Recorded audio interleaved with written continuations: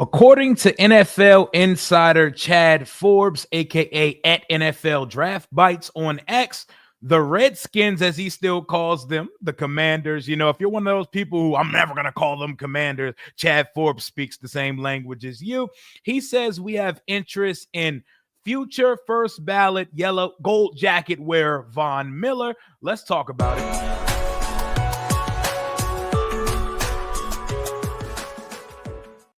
What it do, Washington Commanders Nation? It's your boy Rio Robinson, back with the latest and greatest on the Rambling with Rio YouTube channel, where we ramble about our Washington Commanders. It is Friday, May the 2nd, and we are 7 days away from the kickoff of rookie minicamp for our Washington Commanders. Not every team starts at the same time. We haven't even had our rookies come in the building yet. So when you're seeing all these number selections by rookies on other teams, don't worry. Ours are coming in next week in tandem, in unison, and everyone will collectively be selecting their numbers and commencing in rookie minicamp the 9th through the 11th, I believe. So next Friday through Sunday. But we need to talk about the edge position, because a lot of people are making big fuss. Everybody, including myself, thought Washington would be targeting an edge early and possibly often, even more than one in the draft, after losing Dante Fowler Jr., who goes back to the Dallas Cowboys following a 10.5 sack season. Everybody is up in arms with the draft decision made by Lance Newmark, Adam Peters, and company to not draft an edge rusher. Considering we made 3 aggressive trades in the offseason or since the trade deadline, I'm counting the Marshawn Lattimore trade as well because an additional third-round pick was used on that acquisition.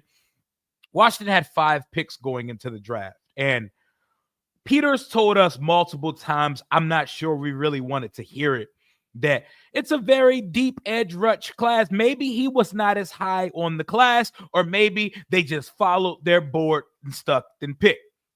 Another thing, they may like what we have internally. Fans may not like it. Fans may not want to see it, but the guys who get paid the big bucks last year went into the season with Dorrance Armstrong, Clelin Ferrell, Dante Fowler Jr., Javonte Jean-Baptiste, and company.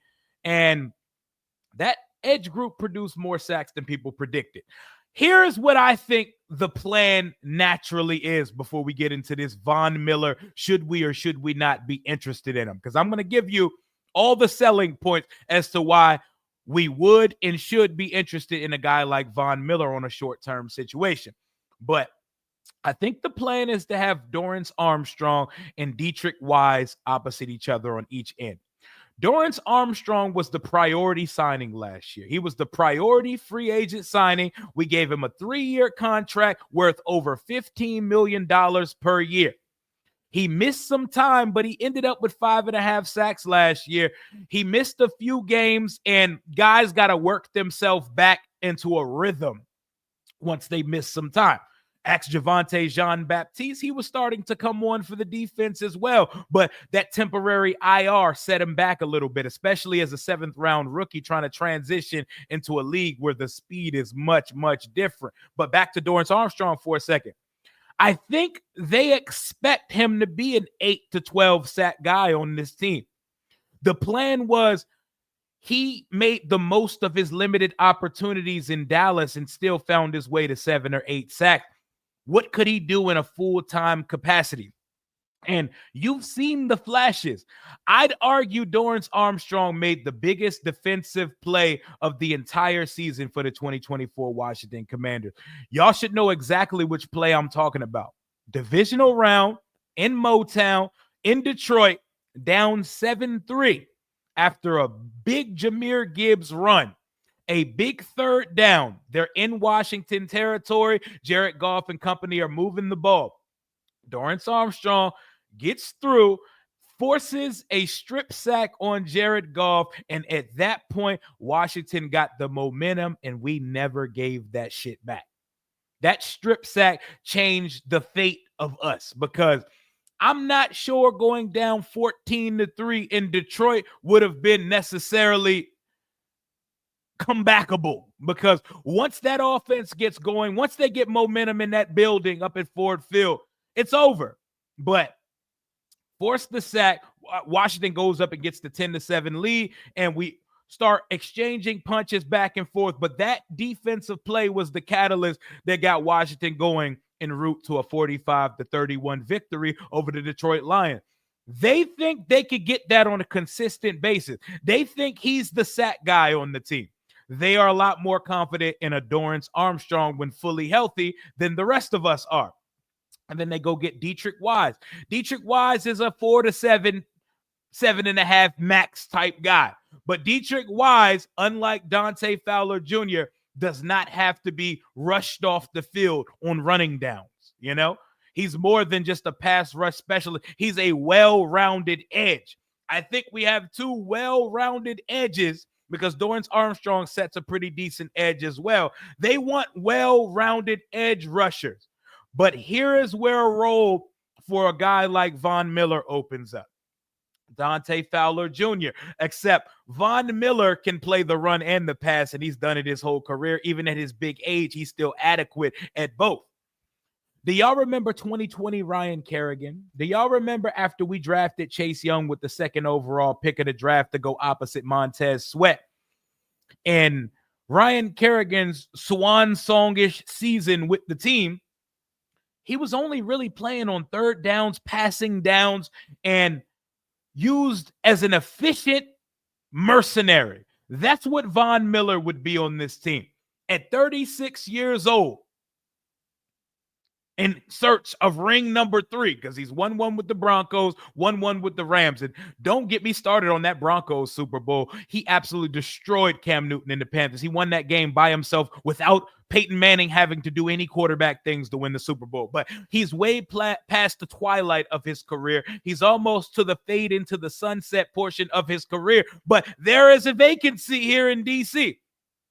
We need somebody to pin their ears back and go hunt the quarterback. We need a hired gun, a mercenary, someone who's used to getting to the quarterback. Also, someone who's inexpensive. I imagine the timetable of a signing of sort would be after they get the rookies in next week, they sign some folks, they get the rookie contracts out of the way, and you might want to see what the June 1st releases and stuff like that look like as well.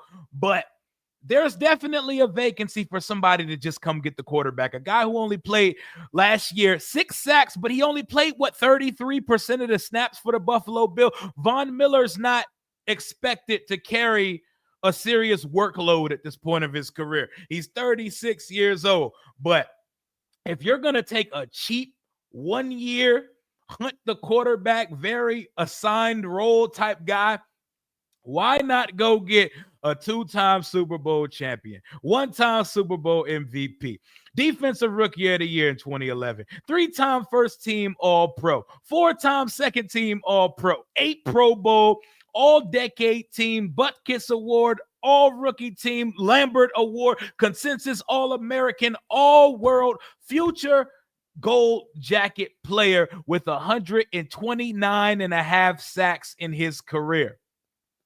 This guy has some of the best bend. He bends the corner, word the Jello ball, as well as any player I've ever seen play football in the history of the league. And that's not something you can teach. That's something you have or something you don't. And even at 36 years old, Von Miller is still more than adequate enough to come in and give your defense 5 to 8 sacks in a season, setting the bar at around 5 because we don't need him to play every down. He's not going to get a market value deal. We're not talking 30, 35, $40 million for Von Miller at this point of his career. It's going to be a cheaper deal. I'm not saying league minimum because it is Von Miller, and that name recognition alone will get him a little bit more than league minimum, but it's not going to cost that much to bring in Von Miller on a purely pass rush situation type of thing. And I'm thinking about how the edge room is sorting out right now. You know, Dietrich, they brought in Jacob Martin as well, another well-rounded type complementary edge, pretty much your backup adjacent to Cleveland Farrell over there. But the wild card in the room that I feel like all of us forget about, and we don't really talk about too much, is Javonte Jean-Baptiste, our 7th round pick last year. Well, he also fits that Adam Peters mold of relative athletic score. Javonte Jean-Baptiste has a 9.13 relative athletic score. He ran a 4.6, had a 1.65 10-yard split, 34 and a half vertical, 10-foot broad, another mostly green relative athletic score. He was starting to gain some traction before having to go on the temporary IR last year. It's not a name that's going to make fan do backflip, but what if Javonte Jean-Baptiste he learns under the tutelage of Von Miller? It's Von Miller, bro. You know what he does every year with the Miller pass rushing summit, the edge rushing camp he does every year. Y'all will infamously know that because that's where Chase Young set back his injury at a few years ago. But the influence a guy like Von Miller could have on the rest of the room, it's invaluable. And I believe he shared some overlap and shared the building with Adam Peters in Denver for a little bit during Peters' time in Denver. And you know how these guys love their relationships and they love when the histories cross. So just putting 2 and 2 together there. I know there are Matthew Judons out there, Zadarius Smiths of the world, but if you're just looking for pure pass rush, don't need him to play that many snaps, why not go get the cream of the crop that's out there, and it's not going to cost that much? I know everybody's going to immediately jump to, what if Washington transitions into trading for Trey Hendrickson? I don't know. You can never button up or close the door on anything with Adam Peters and company because they've shown the propensity to aggressively attack the trade market if there's something there and it's a fit for the team. But after surrendering a 2nd and a 4th in next year's draft class for Laramie Tunzel, I think, we may be out of the aggressive trade market for a little bit, at least until 2026. Maybe we could talk about it after the season, or maybe something at the deadline comes up during the season this year. But we may be out of all that. And Trey Hendrickson will require 35, 34, 35 plus $1 million a year, considering he's coming off a back-to-back 17 and a half sack seasons in which he led the league in sacks this year. So that's going to be expensive, but I mean, you pay for what you get. But if you're going to just if you're just looking for a hired gun to come off the edge, it's Von Miller, man. Didn't play much the year before. He had a knee injury, but 6 sacks this year, 8 2 years ago when he got to Buffalo. Hasn't had one of those monster seasons with like 14 sacks in about 7 years, but you don't need that. You're not expecting that, and you don't need that. You're just hiring him to be a better version than Dante, a more well-rounded, better version of Dante Fowler Jr. Von Miller's not someone you need to hide from the run game. Von Miller knows how to get quarterbacks better than anybody in the modern day of football. You don't get 129 and a half sacks by accident. Let him fade off into the sunset and get a swan song season here in D.C. You know, Kerrigan's still on the coaching staff. Kerrigan's the last real legit sack master Washington's had here in D.C. It was a great season from Dante Fowler Jr. last year, but let's not pretend like anybody had those type of expectations for him. After we signed him, the consensus through the fan base was like, we're doing too much of this signing former Cowboys that Dan Quinn knows shit, and then he comes in and gives us 10 and a half sacks this year. Part of the problem was, go look at Saquon on that first touchdown run against the Philadelphia Eagles and watch Dante Fowler Jr. get absolutely swallowed up by the offensive line in the process. He gets swept up like a tsunami every time teams ran on him, so he could only be on the field on pass rushing down. So the person that we get to fill that pure pass rusher role has to at least have the ability to be on the field during a rush down. And shout out to Fowler for getting his bag, going back to Dallas and all that, but fuck him. He's not here anymore. He played the Twitter fingers game. He took his business to the streets instead of handling it behind closed doors, and they threw up the peace sign and the deuces to him and said, you are replaceable. And I believe the coaching staff in the front office feels we're going to get production out of Javon Kinlaw. We're going to get production out of Deron Payne, out of Dietrich Wise, out of Dorrance Armstrong, and out of our draft pick, Javonte Jean-Baptiste. And they feel like guys like Jacob Martin and Cleveland Farrell also can set an edge and can occasionally get to a quarterback if they absolutely must. So that is my selling point for Von Miller at this point. He's a hired gun. You do not make him do more than he needs to do, but he can go out and get any football team 5 to 8 sacks. And with the addition of Trey Amos and putting Mikey Sanders still back in the slot, we get to see some of those blitzing demon techniques we saw at Michigan. We're going to have to find ways to manufacture blitzes, especially with Jeremy Chin gone as well.